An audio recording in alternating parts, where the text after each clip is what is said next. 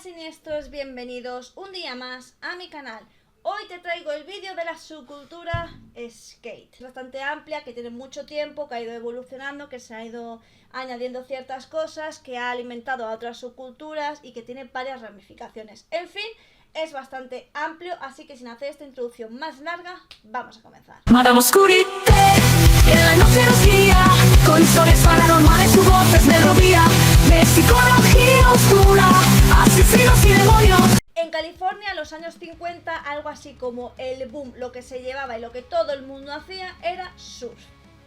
De hecho, se decía que estaban obsesionados con las olas, pero ¿qué ocurría? Pues que obviamente había muchísimas zonas donde no había olas, así que tenían que buscar como una alternativa a aquello que les gustaba, pero que fuera sobre el asfalto.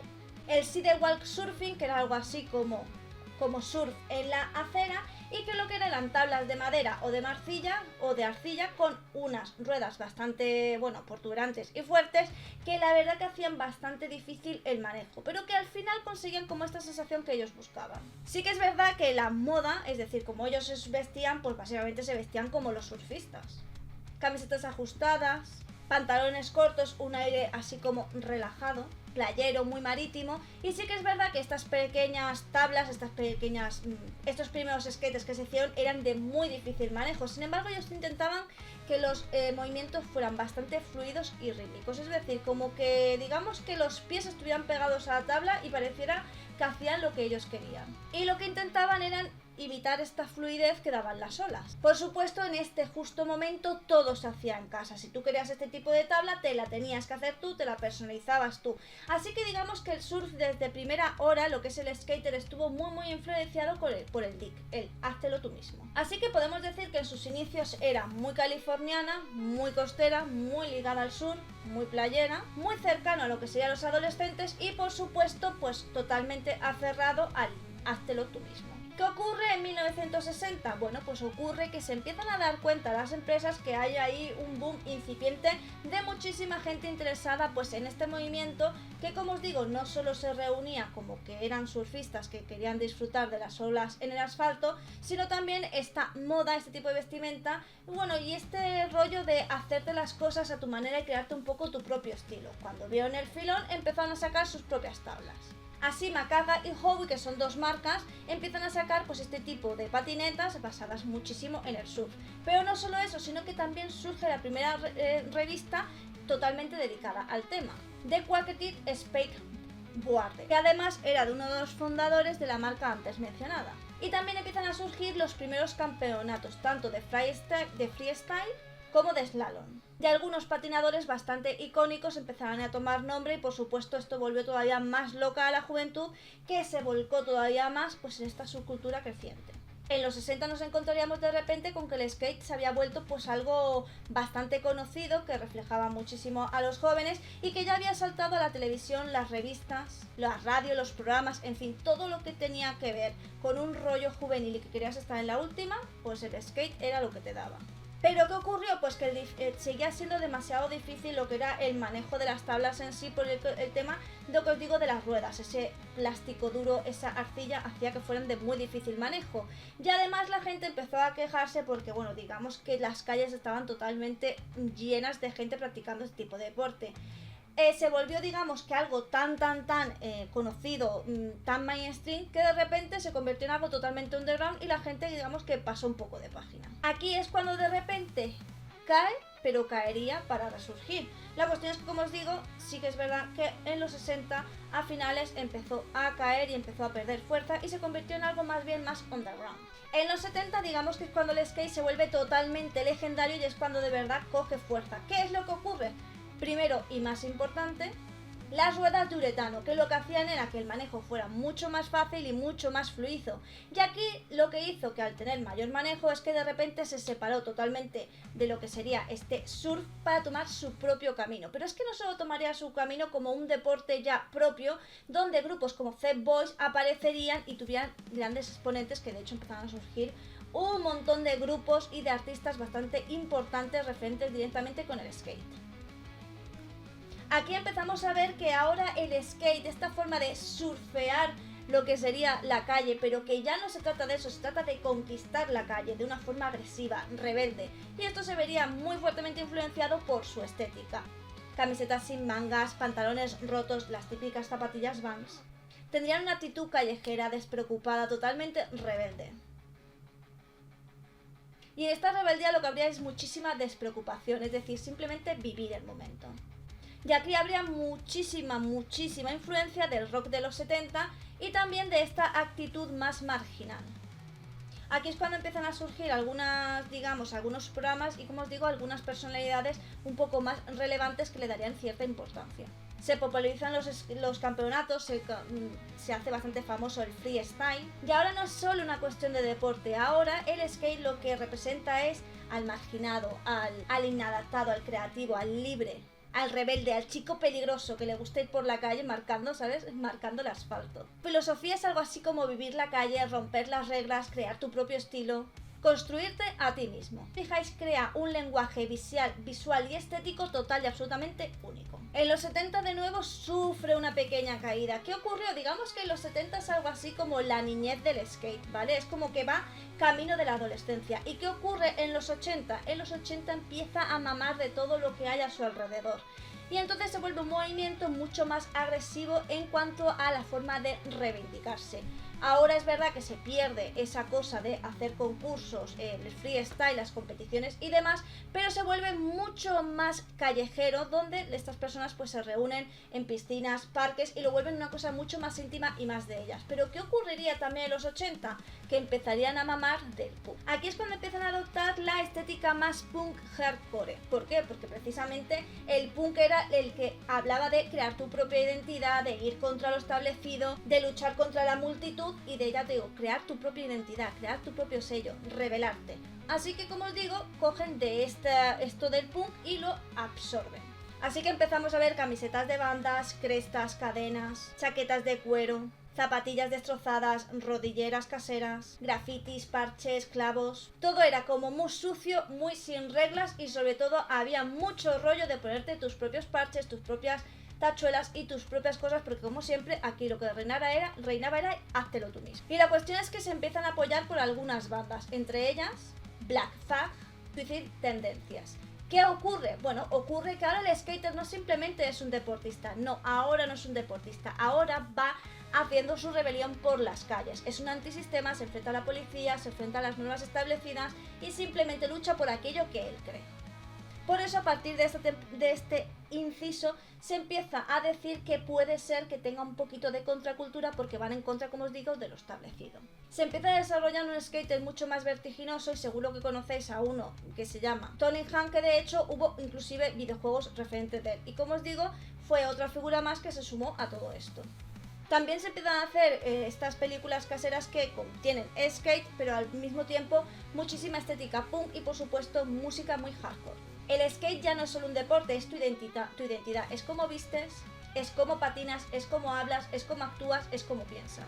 Trase se convierte en algo así como su frase icónica, patina y destruye.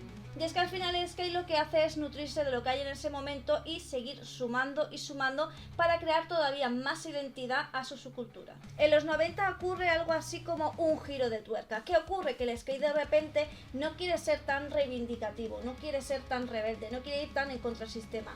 Quieren crear su propia identidad de una forma, digamos, un poco más discreta o relajada.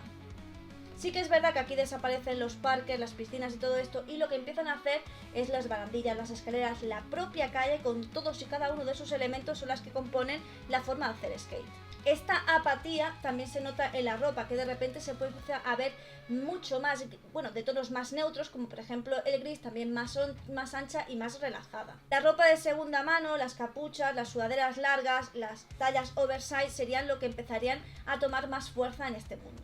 Han decidido que ya no quieren ser esa imagen comercial, ahora quieren ser como una especie de fantasma, algo que existe, que está ahí, pero que no quiere tomar, digamos, la importancia como para que de repente sea súper conocido. Quieren ser, como os digo, fantasmas, sombras. Y además aquí empiezan a juntarse con música mucho más underground, no solo toman música en cuanto al hardcore, sino que también empiezan a escuchar un hip hop mucho más underground. El grunge y el noise rock también formaría parte, digamos, de la música que escucharían estas personas. Digamos que los 80 fue como una explosión y en los 90 lo que busca es estar ahí, pero de una forma, como os digo, más relajada, más discreta. Ya no quiere ser protagonista, simplemente quiere existir. Y por supuesto lo que siempre se mantiene súper activo y totalmente inamovible es que todo se tiene que hacer uno mismo. La moda Dick es lo máximo. Los vídeos lo hacen ellos, la música tiene que ser súper underground, la ropa tiene que ser Dick. Todo lo que les rodea, tanto sus patinetes como están diseñados, como los hacen, la ropa, los zapatos, el peinado, todo tiene que ver con háztelo tú mismo. Y de hecho todo lo que se van pasando entre ellos no dejan de ser vídeos, maquetas que han creado ellos mismos. En los 2000, como ocurrió con todos los movimientos, de repente nos vemos abocados con la explotación de internet, de los videojuegos, de un poco del mundo digital. ¿Qué ocurre? Pues que el skate evidentemente e irremediablemente se ve abocado a lo mismo. Sí que es verdad que a partir de que surgen estos videojuegos y empieza a correr mayor relevancia, surgen nuevas competiciones, marcas y de nuevo parece que hay bastante gente que empieza a verse involucrada en el skate. Lo que hace que de nuevo tome relevancia. Pero ¿qué es lo que le ocurre al skate? El skate quiere seguir siendo rebelde, callejero, sucio, individual. Así que muchas de estas personas se resisten a que esto sea un movimiento mainstream. Y aquí de repente tenemos como dos grupos, aquellos skaters que se les tacha de comerciales que aprovechan el boom de grandes marcas como Nike, que de repente están intentando hacerse con todo el boom de lo que es el skate en la actualidad, y aquellos que quieren mantener la esencia callejero y marginal del skater. Así que se dividen en dos, los comerciales, que serían algo así como los sucios traicioneros, y los auténticos, que no se dejan vender por nada comercial y que siguen manteniendo la esencia de ellos mismos. Y aunque es verdad que el skate empieza a tomar muchísima relevancia y muchísima gente empieza a querer hacerlo incluso un deporte y se forma, digamos que un poquito más popular, no importa, porque los verdaderos skaters dicen que lo único que quieren es patinar y que no les importa nada más. Es su vida, es su forma de ver, es su forma de hablar, de moverse, de vestirse y no quieren ser, pues eso, mainstream, no quieren que aquello se vuelva súper comercial. Solo quieren patinar y desaparecer, que sería uno de los lemas. Así que por un lado tenemos que se populariza y coge mucha relevancia, pero por otro lado tendríamos que se convierte en una escena mucho más underground porque la gente que realmente lo es se acoge, se esconde y cierra más el círculo. ¿Qué ocurre a partir del 2010 y hasta la actualidad? Bueno, ocurre que por supuesto la subcultura skate ha pasado por un montón de altibajos donde ha intentado siempre mantener, pues, digamos, su núcleo. ¿De qué se da cuenta? Bueno, se da cuenta de que no necesitan ser tan rebeldes, tan estrictos y tan cerrados, sino que lo que tienen que hacer es mantener la esencia de quienes son, manteniendo, pues eso, el D, pero siendo más globales, más inclusivos y estando un poquito más en la onda. Así que dejan de ser tan destructivos, tan rebeldes, pero ganan mucha más inclusión, profundidad y, bueno, digamos que una expansión artística. Aquí de repente sí que coge mucha más importancia el cómo patinas, pero no es solo patinar por la calle y ya está rompiendo la acera, sino que se trata de una expresión artística donde tus movimientos pueden incluso influir en determinadas sensaciones. Y por supuesto ya no está centrada en California y Estados Unidos, sino que está a nivel global cogiendo muchísima importancia dentro del mercado latinoamericano. Como os digo, ya no se trata solamente de cómo lo haces, sino el estilo, la técnica, la sutileza, cómo te mueves, lo que transmites cuando estás realizando ese deporte.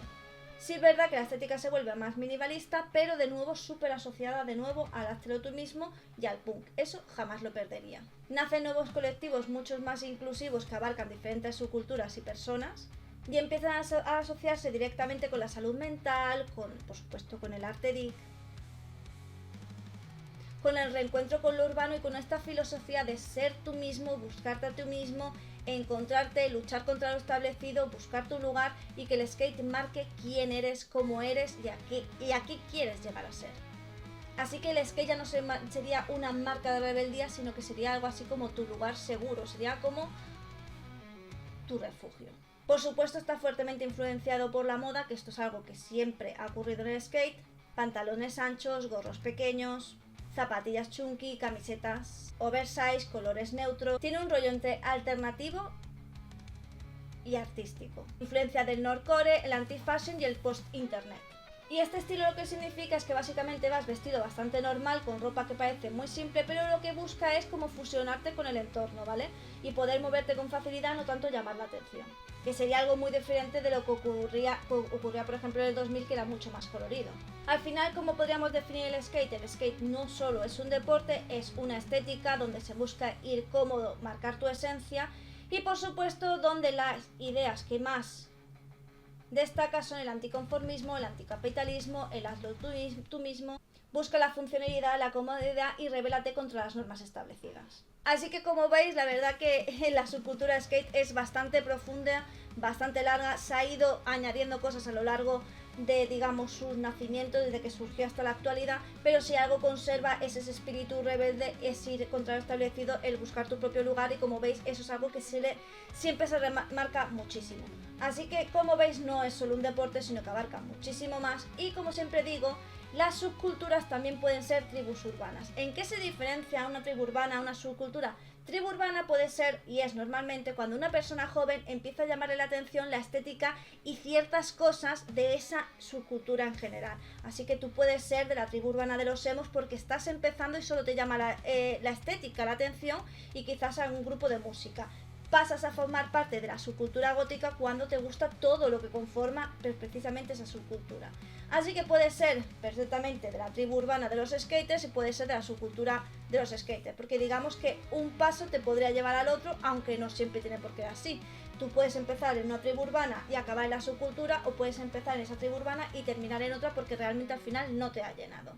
En fin, espero que el vídeo te haya gustado, que lo hayas disfrutado. Recuerda que aquí nos vemos todos los días en vídeos directos shorts. Si tú no me ves antes, real es porque tú no quieres. Me ayudas muchísimo si te haces miembro del canal a partir de 1,99 y disfrutarás de contenido exclusivo. Métete en el Discord, dime que eres miembro, dime tu nombre de usuario como que eres miembro, y te meteré en una sala donde hay muchísimos libros y algunas veces también subo películas y demás. También me puedes dar un corazón con el símbolo del dólar, que es un súper gracias, y la verdad que me das un regalo y me das una alegría. Pero si no, otra forma es me gusta, compartir y suscribirte. Coméntame, los comentarios me dan la vida, y aparte si quieres algún vídeo tú me lo pones en comentarios y yo te lo hago más pronto que tarde. Sin nada más que decir, solo me toca decirte adiós. Madame Oscurité, y en la noche nos guía, con historias paranormales, su voz es melodía, de psicología oscura, asesinos y demonios, seguimos tus